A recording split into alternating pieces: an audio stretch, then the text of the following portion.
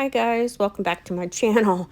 Hey, before we get started, I'm going to tell you I made a few mistakes on this one, but I'll share with you when we get to the process. I didn't have my picture in front of me, and that's why I made the mistakes. But anyway, I'm coming back in here with my mixture of flush color, which is like a drop of cobalt blue and about 25 drops of burnt sienna and a few drops of burnt amber and around 25 drops white. So that gives me this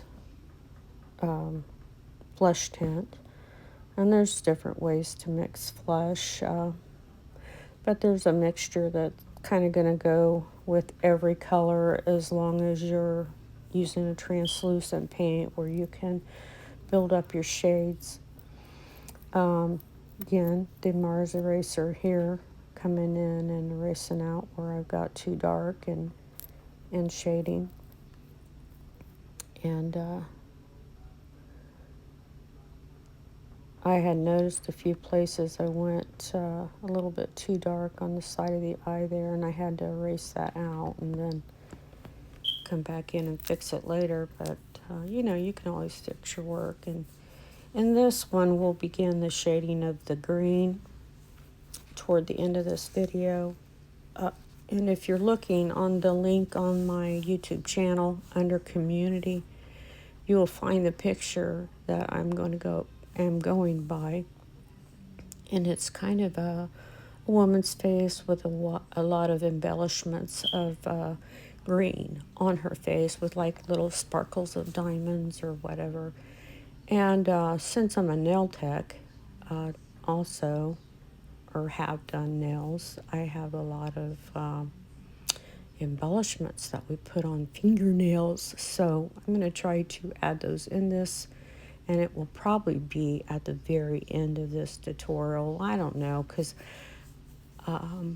we'll see where I decide to do it. Sometimes I get bored working in an area and I got to move on to something else. That's just me. I know you're not supposed to do that. They don't tell you to do that anyway, but that's just me. I get tired of working in one certain area, and then sometimes I think I got to start somewhere else so I can keep looking back at that area and figure out what's wrong, what I need to do, how I need to move on. But I'm using a colored pencil on the eyebrows and some shading of the airbrush, and I sprayed in a little bit too dark on the end of this, and then I had to come back in later and lighten that up.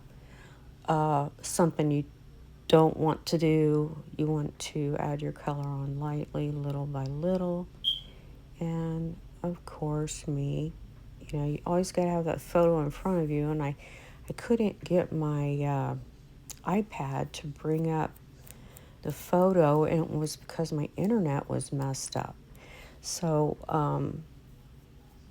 I had emailed the photo to my email, and then I was trying to pull it up on my iPad, and it just would not pull it up. So I was without my photo that day that I was taping this, and I was trying to just do it by memory, and I couldn't bring it up on my community site because it was on my camera, which I was using to video this. So there you go. Anyway, this little dark spot on her eye to the right there that I added in, it is way too dark, and I come back in later on and erase that out. And then I had to relayer over that, and I wasn't happy with myself, but live and learn, right? I mean, it just goes to show you can fix things. You don't have to go, oh, I run it and then throw it away. It can be fixed, but we try not to make those silly little mistakes, and I tend to do that from time to time still, as much as I've trained myself not to. And it's still like the button on the button. The airbrush handle where you press down to get the paint out in the air and stuff, you're never supposed to leave your airbrush going without air going through it. And it's just, you got to learn to work that trigger back and forth. And I still today, because I started out just learning to airbrush just by myself. We back then we didn't have a lot of videos out or training in any way. All I had was a book, an airbrush magazine that I had picked up somewhere. I had one magazine. So I started out learning by myself. And I still today will let the air off of that and press back down and let the air off of that and press back down. And that's something you do not want to do because it causes buildup, dry tip on the end of your needle that you always have to pick off, and sometimes it will cause splatters to come out, and you don't want that because the air is blowing off the dry part off of the needle, and then you get a big splat of paint and chips of paint coming out on your piece of artwork. So if that's happening to you, this is why. And I'm using some darkened of that green. And the green that I'm using is a candied color, really light, and I've mixed that with 40/50, and I've thinned that down. And the reason I'm using this is because it's closest to the color that I felt that I could build up on to get it to this picture. So I'm coming in and erasing with my Mars eraser here to get little specks to make it more realistic, and I over erase there. So I will have to come back in later on and fix that little spot. But as always, you want to wait till it kind of dries. And here you're seeing where I kind of added some little specks up in there, erased them out. And here I made a mistake. I got too dark, and I will have to come back in there and lightly erase that out. I'm realizing I'm saying a lot, but it's a process.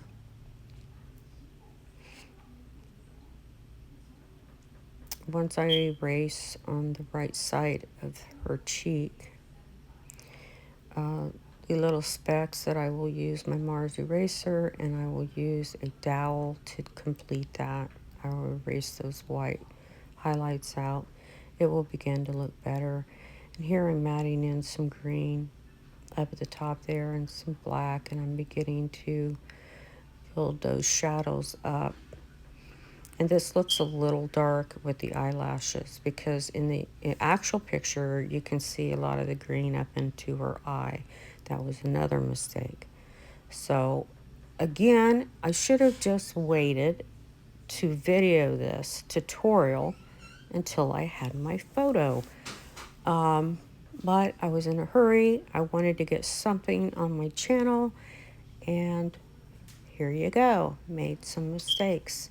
And you guys are probably saying, well, I think it looks pretty good but you're not seeing it really up close. So I will probably fix a lot of this, and then the next tutorial you'll see on it is where I've come in and fixed a lot of places, and I'll point those out to you.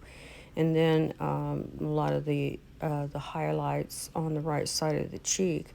Then I'll also show you how you can add some little extra little things on your artwork that if you're really going to put in a frame where you have glass over it, it's going to stay and it's going to look awesome like the picture.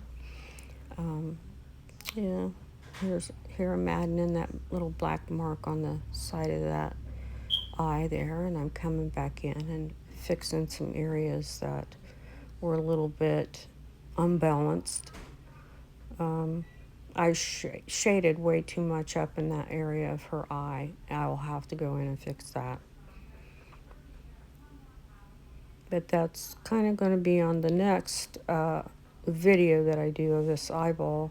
And I'll probably just show the tutorial. I'll show the completed photo when it's all done. But for this one, I think you're going to see most of what I want to show you when I airbrush the rest of the side of her face and the nose and whatever. But I'll probably complete her other eye off the video so that you'll get the main parts of what I want to show you on this.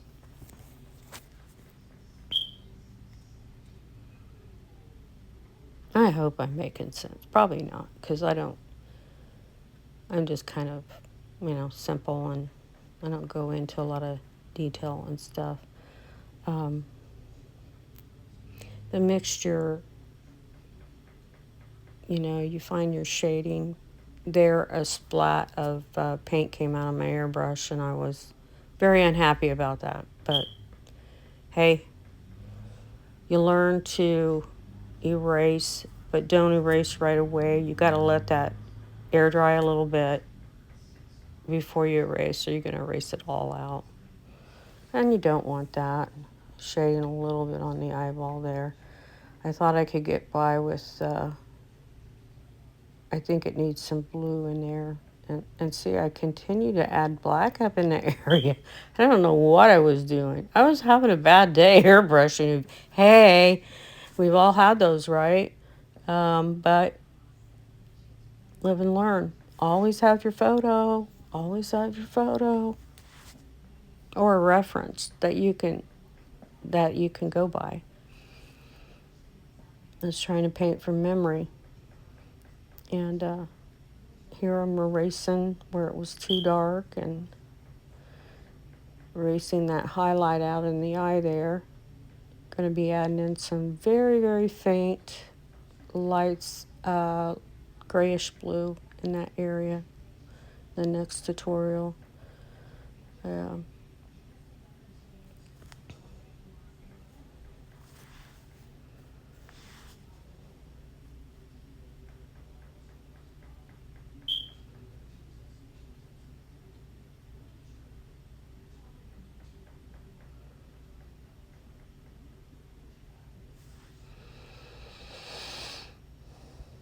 I'm just taking my Mars eraser and twisting it to erase out some little specks on the side of the cheek there.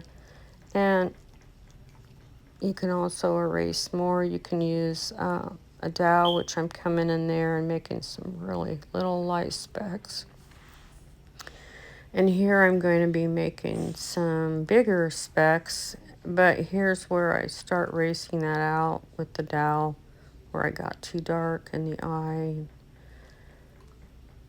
I'm starting to add some specks up in the eyebrow there and around the eyelashes, where if you notice the photo, if you printed that off, you should be able to print that picture off. And if you've got a fairly good printer that prints good color, you'll get, something similar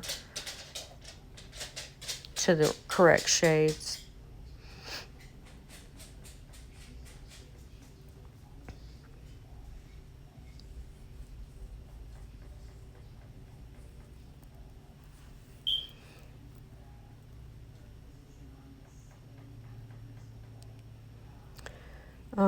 Miltex have you can take some mica powder, it's called, and kind of shade it on here real lightly to get like in automotive you would call it pearlescent colors, or they're not really like flakes, but it just gives it a frosty look. And you can do that here also, and I'll be showing you how in the next tutorial, but kind of cool. You could also use a pearlescent paint also, but I found that they just clog the airbrush up. I just don't like using them through my airbrush. And that's me. And you can thin that stuff, but then you get it not settling balanced evenly. So if you're doing a photo, I don't think you want to use those. If it would be automotive, I would.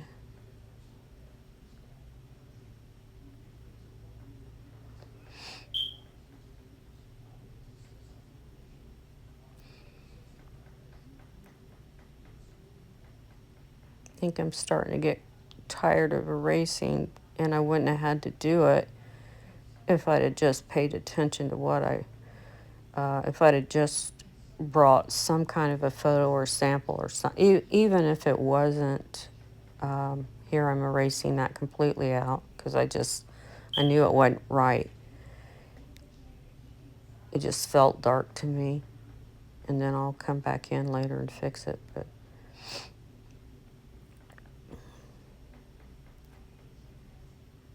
man, this is probably a piece that I've had to correct in my lifetime more, than anything because I just didn't have the reference in front of me. Here I'm showing you a dowel, and that's just a sharpened end of a paintbrush. You can get all kinds of different sizes that way. And that was a German fiber pencil that has little fibers in it where you can erase a lot, but you don't normally. I use this on a metal panel other than the synthetic paper because you got to be real light on it when you're pressing on it. You don't want to be very rough. And this stencil, you can get different sizes of pupils and all kinds. This is a little one though. I don't know where I got that at. Thank you for watching. Come back next time. Be better. Sorry.